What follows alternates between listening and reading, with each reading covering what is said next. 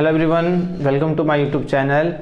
जैसा कि हमने जो लास्ट वीडियो है वो trigonometry ratio of some particular angle जो फॉर्मूला है वो कैसे आप याद करेंगे, कैसे आप समझोगे, वो मैंने बताया था।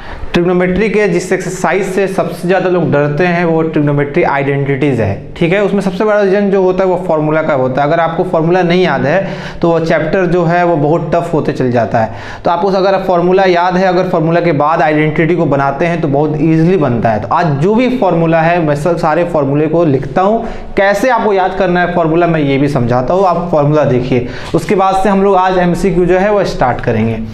तो सबसे पहला जो फार्मूला आता है आइडेंटिटी का, सबसे पहला फार्मूला कैसे आपको याद करना है वो देखिए। पहला फार्मूला आता है sine theta into cosec theta. Sine theta into cosec theta का वैल्यू क्या होता है? 1, ठीक है। अगर आप इसका प्रूफ देखना चाहो तो आप प्रूफ भी देख सकते हो। जैसे कि आपको मालूम है कि साइन का फॉर्मूला क्या होता है? P/H, और कॉसेक का फॉर्मूला क्या होता है? H/P। मतलब ऐसा ही नंबर लेना है कि जो उसका इन्वर्स हो। तो आपको मालूम है कि साइन का इन्वर्स कॉसेक होता है। जब आप H से H कट करोगे, P से P कट करोगे तो क्या बचेगा? 1 बचेगा। तो आप ऐसे आप प्रूफ कर सकते हो sine into cosec is equal to 1। अब ऐसे ही जो भी मतलब टी रेशियो में एक दूसरे का इन्वर्स था, आप उसको मल्टीप्लाई करिए, उसका वैल्यू क्या मिलेगा? आपको 1 ही मिलेगा। जैसे कि आप जानते हैं कि कॉस का इन्वर्स क्या होता है? सेक। तो अगर आप कॉस को सेक से इंटू कीजिएगा तो उसका भी वैल्यू क्या होगा? 1। आप निकाल के इस तरह से चेक कर सकते हो। लास्ट आपको एक बच रहा है वो क्या कि tan theta into cot theta. अगर tan को कॉट से इंटू कीजिएगा तो उसका भी वैल्यू क्या मिलेगा? आपको 1 मिलेगा, ठीक है। अब क्या आता है कि यहाँ मल्टीप्लाई है। अगर आपको पावर कितना भी रहे, जैसे कि अगर कोई आपसे ऐसे पूछा है कि साइन का पावर 6 थीटा इंटू कॉसेक का पावर 6 थीटा क्या होगा, तो देखिए आपको सबसे पहले ये समझना है कि जो साइन है और कॉसेक ये एक दूसरे का इन्वर्स है या नहीं। तो आपको मालूम है कि साइन का इन्वर्स ही कॉसेक होता है। तो साइन कॉसेक एक दूसरे का इन्वर्स है। अगर बीच में मल्टीप्लाई है, पावर सेम है, तो उसका भी वैल्यू क्या होगा? 1 ही होगा। और 1 का पावर 6 क्या होता है? 1 ही होता है। ये सब चीज आप लोग को याद रखना है। हमने क्वेश्चन कुछ ऐसे दे दिया है, 9 sine 3 theta into 9 cosec 3 theta. अगर आपसे पूछ रहा है कि इसका वैल्यू क्या होगा, तो आपको ये मालूम है कि साइन इंटू कॉसेक, देखिए इंटू होगा तब ये प्रॉपर्टी, अगर प्लस माइनस होगा तो ये रूल नहीं लगेगा। अगर बीच में इंटू है और यहाँ है साइन क्यूब और यहाँ है कॉस क्यूब, तो आप देख रहे हैं दोनों 9 है तो 9 9 जा 81, और यहाँ आप अलग कर सकते हो क्या? इंटू में है सब, sine cube into cosec cube. और आपको मालूम है कि कोई भी नंबर अगर एक दूसरे का इन्वर्स है ट्रिग्नोमेट्री में, साइन का इन्वर्स कॉसेक है, कॉस का इन्वर्स सेक है, tan का इन्वर्स कॉट है, जब भी इनको इंटू करेंगे पावर कितना भी रहे अगर सेम है तो वैल्यू क्या होगा?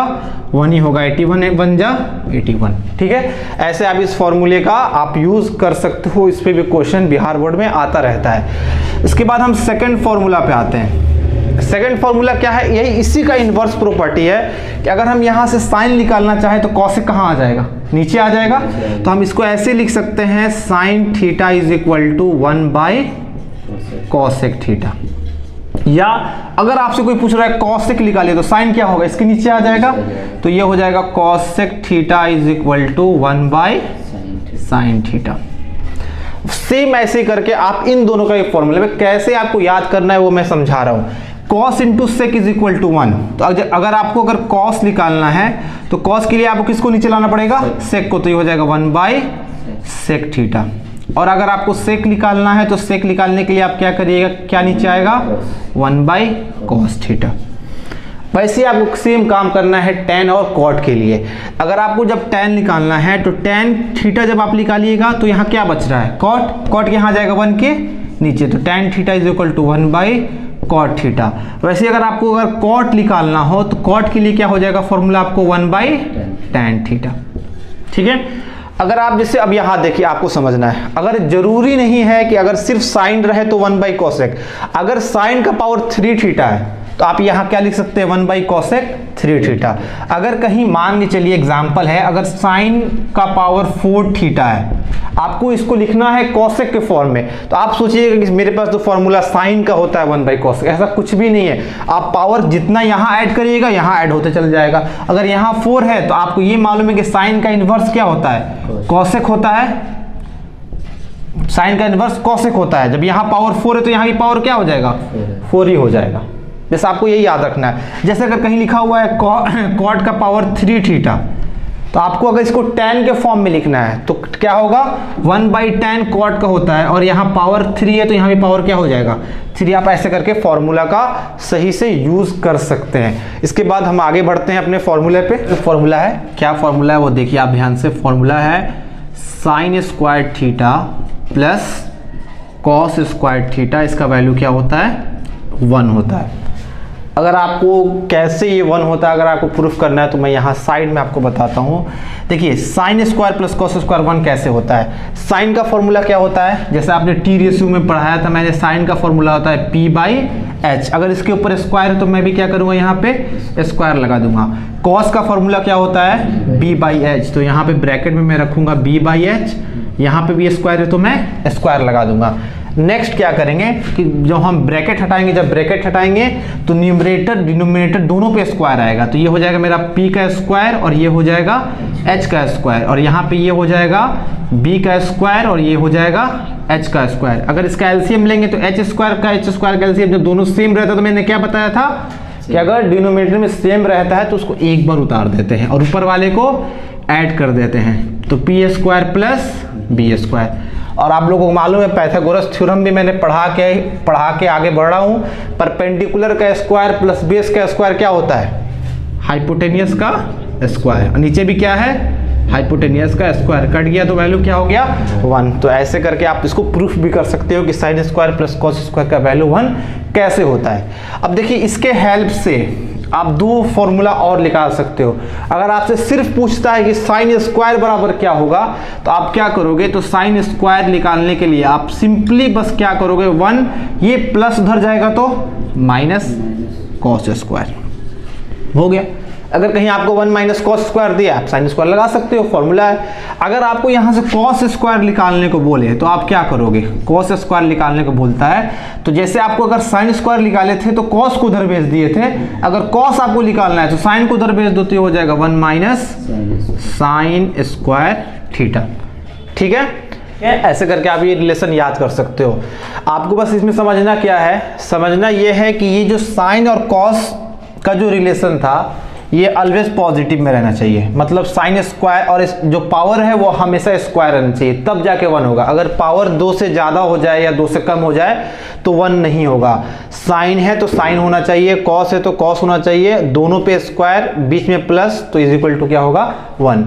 अगर ये आपको याद है तो इसके हेल्प से ये 2 निकाल सकते हो। इसके बाद हम सेकेंड रिलेशन पे आते हैं जो कि है cosec square theta minus cot square theta is equal to 1। ठीक है, पहला रिलेशन साइन कॉस का था, दूसरा रिलेशन जो है वो कॉसेक और कॉट का है। आपको समझना है स्क्वायर है तो स्क्वायर रहना चाहिए, यहाँ आप पावर चेंज नहीं कर सकते हो।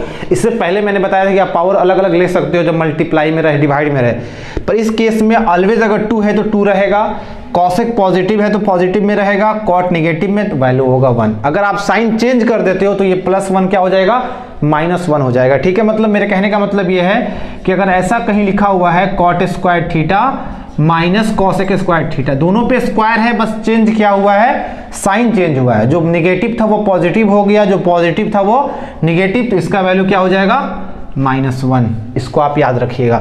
इसके हेल्प से 2 फॉर्मूला निकालना है तो आप क्या निकालिएगा, सबसे पहला फॉर्मूला हो जाएगा cosec square theta is equal to 1, minus इधर जाएगा तो प्लस कॉट स्क्वायर थीटा।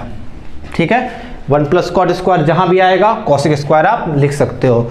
और अगर आपको कॉट निकालना है तो कॉट के लिए आपको क्या करना पड़ेगा, थोड़ा ध्यान से देखिए आप। यहाँ पे जैसे हम क्या करते हैं, कॉसेक स्क्वायर थीटा, ये +1 को इधर लाइए तो क्या होगा, -1, और माइनस कॉट स्क्वायर उधर जाएगा तो कॉट स्क्वायर।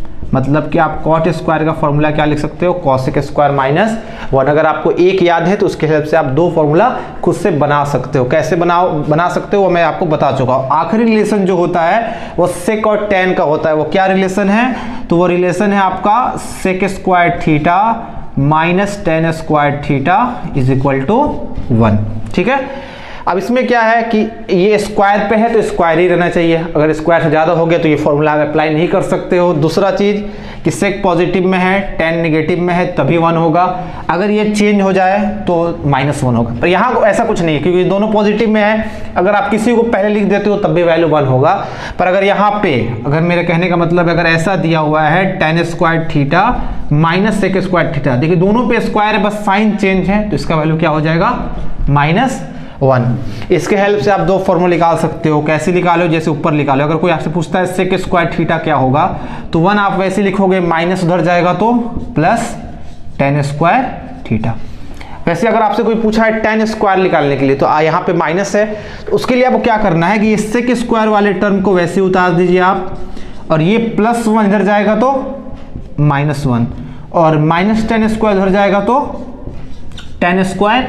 आप लिख सकते हो tan स्क्वायर का फॉर्मूला सेक स्क्वायर -1। एक कॉमन क्वेश्चन है जो मैक्सिमम टाइम एग्जाम में आया हुआ है, जैसे कहीं आपसे पूछा है 9 sec square theta -9 tan square theta का वैल्यू क्या होगा। ये MCQ में ये क्वेश्चन आता है, तो इसमें बहुत सारे लोग मिस्टेक करते हैं, कोई 9 लिखता है, कोई -9, कोई 1 लिखता है, ये मिस्टेक बहुत ज़्यादा होता है। देखिए आपको करना क्या है, सबसे पहला स्टेप है आपको इसको कॉमन लेना है।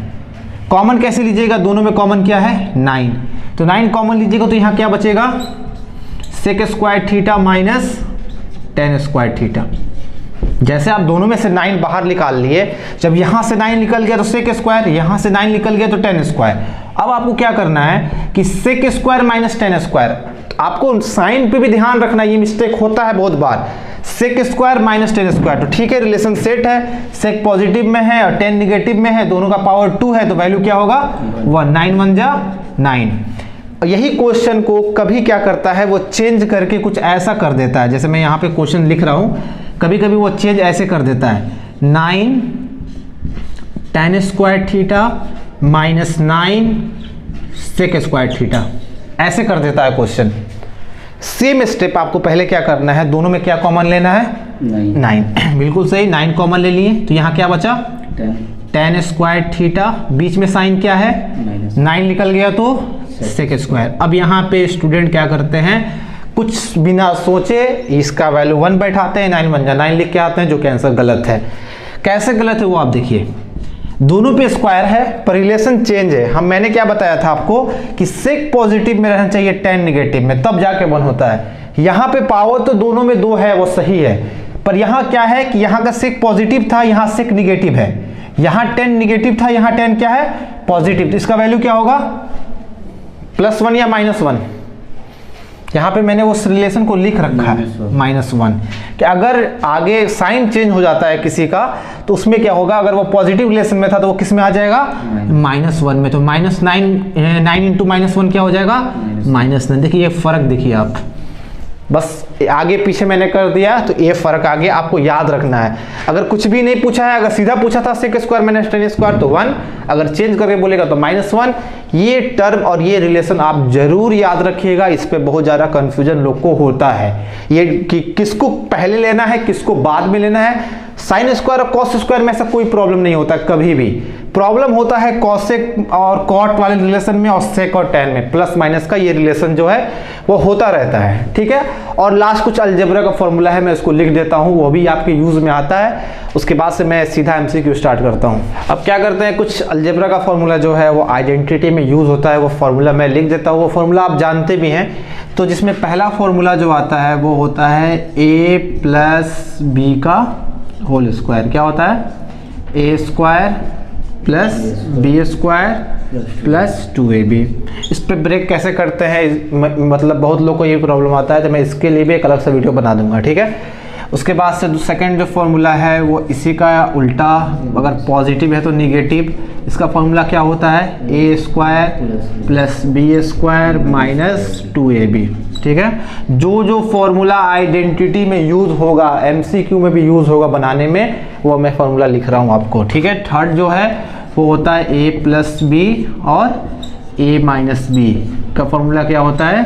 a² - b²। मतलब अगर सेम नंबर एक पॉजिटिव में है एक निगेटिव में है तो उसको a² - b² के फॉर्म में लिख दे हुए। चौथा होता है a + b का होल क्यूब क्या होता है, A cube plus B cube plus 3ab A plus B. आप इसको और ब्रेक करके इंटू करा के लिख सकते हो। पांचवा जो फॉर्मूला होता है वो होता है a माइनस बी का होल क्यूब। क्या होता है, A cube minus B cube minus 3ab A minus B. उसके बाद से छठा जो फॉर्मूला होता है वो आपको फॉर्मूला यूज होगा A cube plus B cube. यहाँ पे X cube plus Y cube भी लिख सकते हैं। इसके लिए फॉर्मूला क्या होगा, तो इसके लिए आपको फॉर्मूला लिखना पड़ेगा ए प्लस बी और A square plus B square minus A into B. ठीक है, इंपॉर्टेंट फॉर्मूला ये भी आप लोग पढ़े होंगे। जो सातवां फॉर्मूला है वो होता है A cube minus B cube का। इसका फॉर्मूला होगा ए माइनस बी और A square plus B square plus A into B. ये फॉर्मूला का आपको यूज जो है वो पढ़ना है। इसमें आइडेंटिटी में लगेगा क्वेश्चन सॉल्व करने में। मैं हर एक आइडेंटिटी जो भी हर एक यहाँ अलजेब्रा का जो फॉर्मूला है मैं कैसे ये ब्रेक करते हैं, कैसे इसको बनाते हैं, तोड़ते कैसे हैं, वो मैं एक अलग सा वीडियो बना के आपको समझा